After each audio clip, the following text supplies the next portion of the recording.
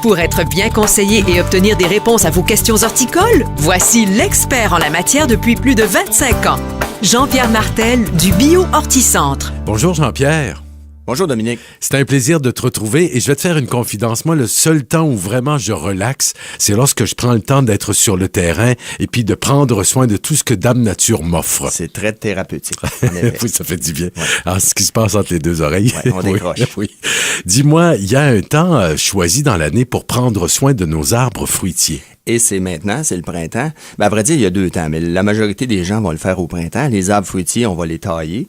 Souvent, on va commencer à tailler en mars jusqu'au débourrement, là, où on peut même aller juste un petit peu avant la floraison. Attends, là, tu me perds. Débourrement. Explique-moi. Ben, lorsque les bourgeons, présentement, là, les bourgeons sont en train de débourrer, donc de gonfler. Okay. Où on va commencer à avoir un petit peu de vert. C'est ça. Okay. Donc, le débourrement des bourgeons. Pourquoi on taille, Dominique, principalement? Ben, on veut que la lumière rentre le plus possible à l'intérieur. Donc, on élimine tout ce qui pousse en hauteur et vers en bas, puis les branches qui se croisent. Un pommier, un poirier, un cerisier, on va essayer de le tailler aussi pour le rendre facilement, pour que ça soit facile de cueillir les fruits dedans. Là. Okay. Parce que la plupart sont greffés sur des porte-greffes féminins.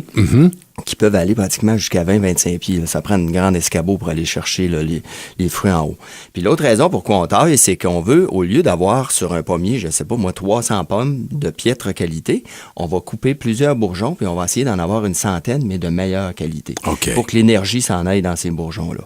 Mais là, présentement, vu qu'on fait souvent les traitements d'huile dormante, qu'on appelle l'huile de dormance, c'est un traitement, c'est un insecticide. Ce que c'est, rapidement, c'est une huile minérale qu'on mélange avec l'eau, puis là, on vaporise quand le pommier est au stade dormant. Donc, on peut commencer à le voir débourrer un petit peu de verre, on peut encore le faire. Mais s'il y a des feuilles qui sont sorties, il est trop tard. Faut pas le faire. De la façon que ça fonctionne, c'est que souvent, à l'automne, il y a plusieurs insectes qui vont pondre des œufs dans les petites crevasses de l'écorce, puis aussi, ils vont hiverner là-dedans.